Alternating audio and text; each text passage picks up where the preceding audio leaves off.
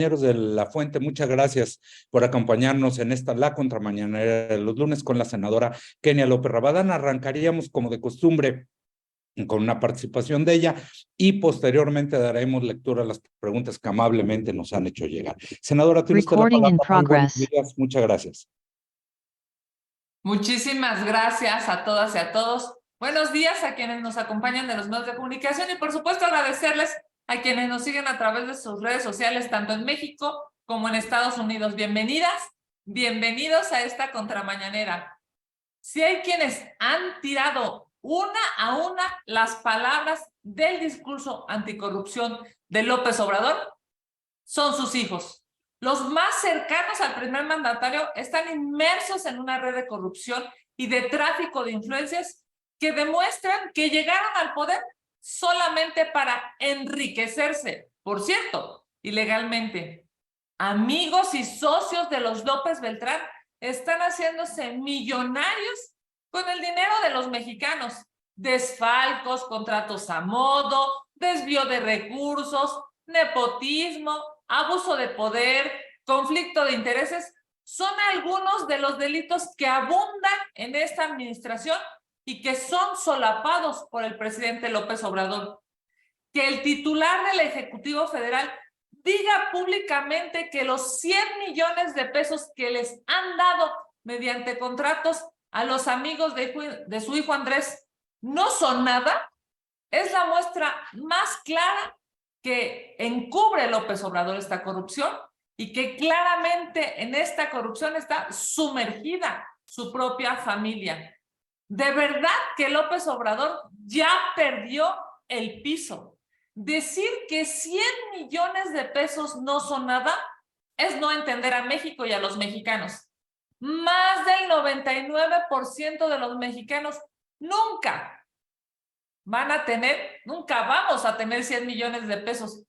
Es más, yo creo que López Obrador ya perdió el piso porque claramente debería saber que 100 millones de pesos es una cantidad altísima de dinero.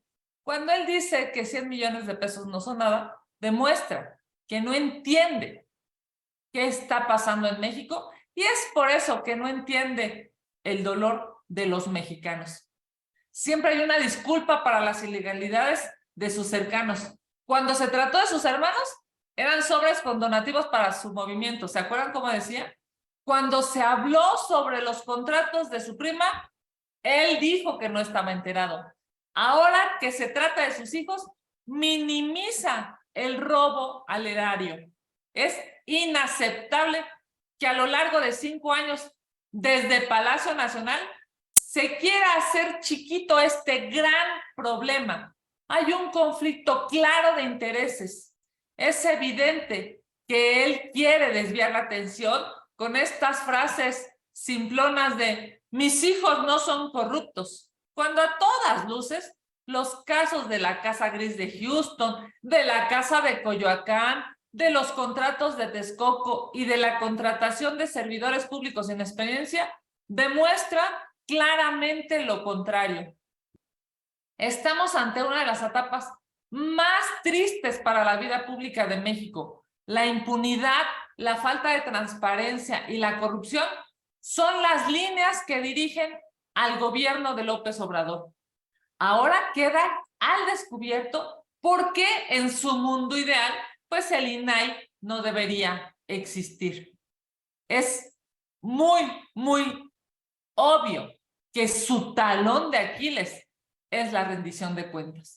No cabe duda, el primer mandatario mexicano mide con 2 varas distintas. A la oposición la lastima, la amedrenta, la persigue. A sus allegados los encubre, los justifica. La ética del presidente se cae a pedazos. Lo que también, por cierto, se cae a pedazos es el plan B con el que López Obrador intentaba destruir la democracia. Por eso está desesperado. El comunicado que la Consejería Jurídica publicó es el claro ejemplo de la obsesión presidencial por concentrar todo el poder y sobre todo demuestra desconocimiento sobre la necesidad de preservar el poder trifurcado en 3 lugares: ejecutivo, legislativo y judicial. Claramente ese comunicado violenta ese contrapeso que debe exigir. Lo que México hoy está esperando, pues sin lugar a dudas, es que haya ministros valientes.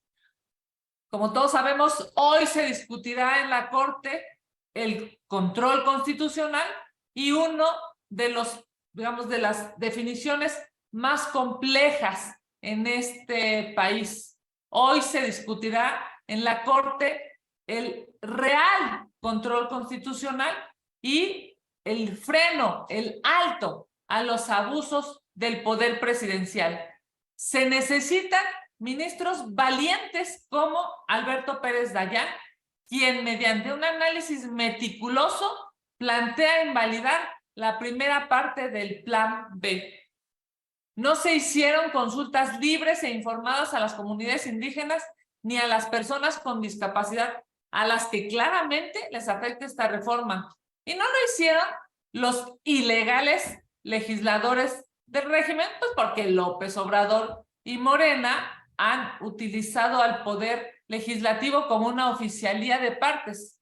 No cumplen con las formalidades del proceso parlamentario y no se escucha al pueblo de México, sino pues solamente levantan la mano los legisladores de Morena y sus aliados para aprobar las aberraciones que envían desde el Palacio Nacional. El Plan B es el claro ejemplo de que con tal de complacer los caprichos del presidente, los legisladores del régimen se ponen de rodillas y obedecen ciegamente.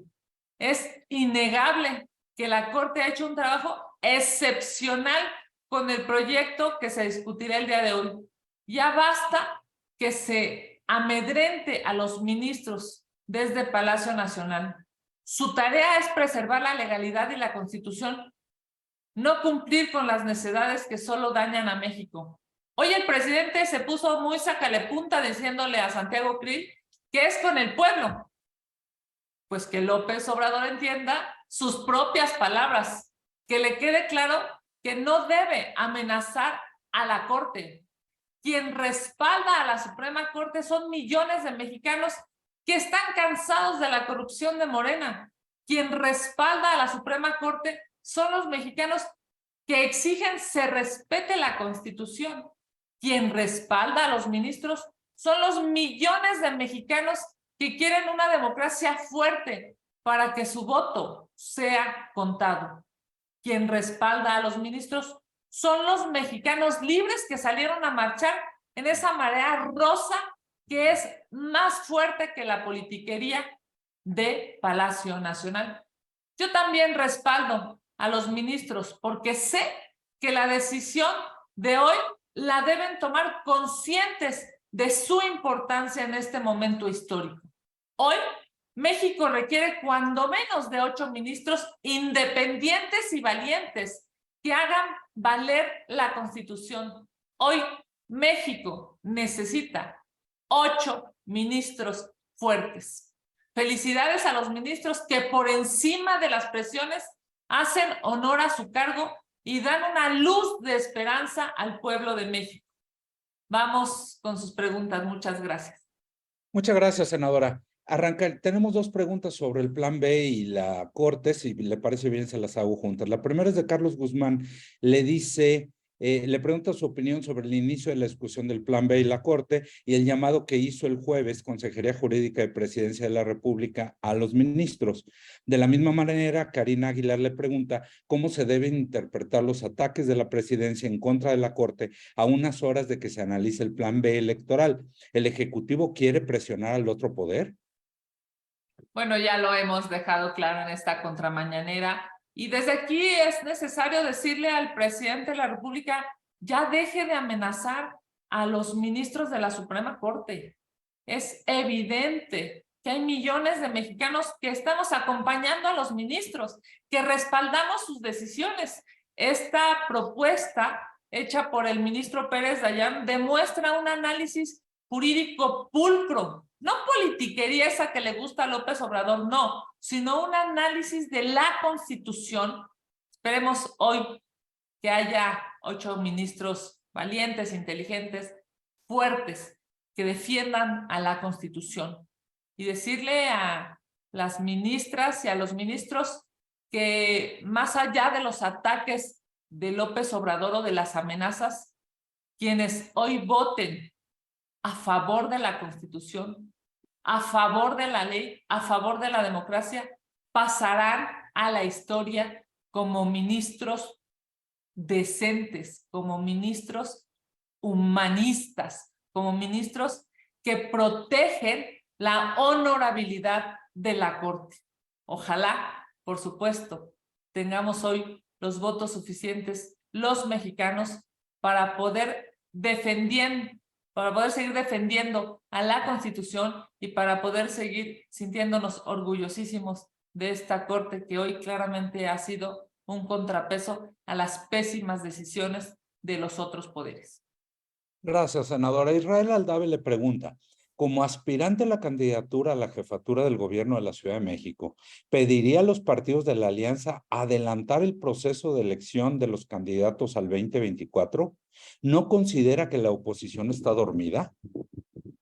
Bueno, sin lugar a dudas, hoy la oposición en la Ciudad de México está más fuerte que nunca. Hoy la desesperación de López Obrador y de Morena se ve clara porque ya supieron la realidad en la última elección, ya se dieron cuenta que los capitalinos ya no quieren más a Morena en la Ciudad de México. Los capitalinos están cansados, estamos cansados de esta corrupción del gobierno de Claudia Sheinbaum, de esta falta de capacidad técnica, de esta sin razón, porque no es posible entender que no haya pues un mantenimiento adecuado y lógico para el transporte público. Después de la tragedia de la línea 12, la señora Sheinbaum no se ha atrevido a generar justicia para las víctimas.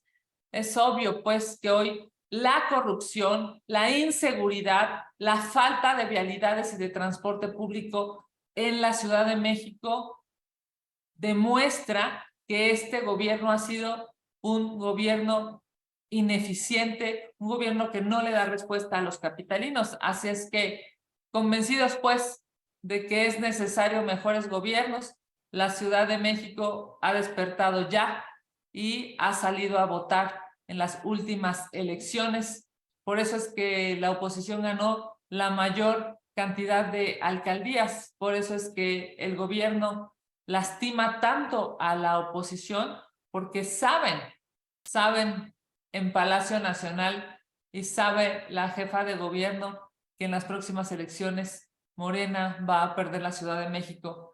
Yo diría, hoy la oposición en la Ciudad de México está más fuerte que nunca. Y qué bueno, porque se necesitan ya buenos gobiernos en esta capital. Muchas gracias, senadora. Gerardo Segura le pregunta, ¿el gobierno de López Obrador debería pedir disculpas por tener el país en un baño de sangre, por registrar una gran cantidad de muertes, por el pésimo servicio de salud y falta de medicamentos, por la fuerte carestía? Estoy citando, además de los enormes despilfarros, en suma por ser un gobierno fracasado, sumergido en un mar de corrupción, que protege y solapa de manera inmoral e indecente, mientras sigue atacando a la democracia y golpeando a la Corte para distraer la atención de sus errores y del Estado fallido. ¿Qué opina usted? A ver, el presidente de la República prometió mucho y no cumplió nada. Hoy vemos cómo justifica la corrupción en su gobierno. Hoy vemos cómo pues hay una ineficiencia en la administración pública y el presidente López Obrador simple y sencillamente sigue en sus lugares comunes, sigue en sus discursos populistas, pero no le da respuesta a los mexicanos. Así es que claramente es por eso, por lo que yo estoy convencida que la oposición hoy está más fuerte que nunca. Y bueno, para finalizar, senadora Félix Muñiz le pregunta sobre un presunto periodo extraordinario, si ya se tienen fecha o seguirán en desacato por la instrucción de un juez para nombrar a los comisionados del INAI. Lamentablemente, la posición de Morena en el Senado de la República e incluso en la Comisión Permanente es de opacidad, es de continuar acompañando la corrupción del gobierno de López Obrador y de su familia. No quieren que el INAI trabaje porque no quieren que México se dé cuenta de lo corruptos que son en este gobierno. Por supuesto que nosotros lo hemos dicho, la prioridad del Senado mexicano es nombrar a los comisionados del INAI. Estaremos siempre a favor de que se defina y se vote a favor de 1, 2 o 3 comisionados del INAI para que el INAI pueda seguir funcionando. ¿Saben por qué ahora se entiende esta obsesión de opacidad? Pues porque uno de los hijos vive plácidamente, si es cierto, esas fotos que se han viralizado, y cuando no le gustan las cosas que le dicen en este país, se va a otro continente, porque eso sí, uno pensaría, pues si a López Obrador le gusta tanto Cuba y dice que ahí debería de vivir la gente, yo no entiendo por qué sus hijos no se van a Cuba. No, sus hijos se van al primer mundo, sus hijos se van a gastar millones de pesos, esos que no tienen los mexicanos.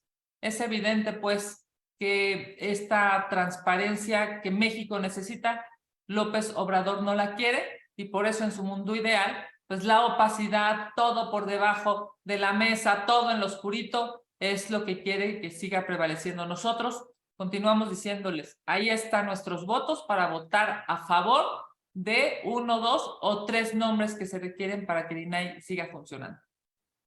Senadora, no tenemos más preguntas registradas. Agradecerle su tiempo, agradecer a las y los compañeros de La Fuente por acompañarnos y les estaremos enviando los materiales conforme los vayamos teniendo. Muchas gracias. Muchas gracias, querido Sergio. Muchas gracias a ti. Muchas gracias a las y los compañeros que nos siguen en estas contramañaneras. Que tengan la mejor de las semanas. Muy exitosa. Un abrazo. Gracias.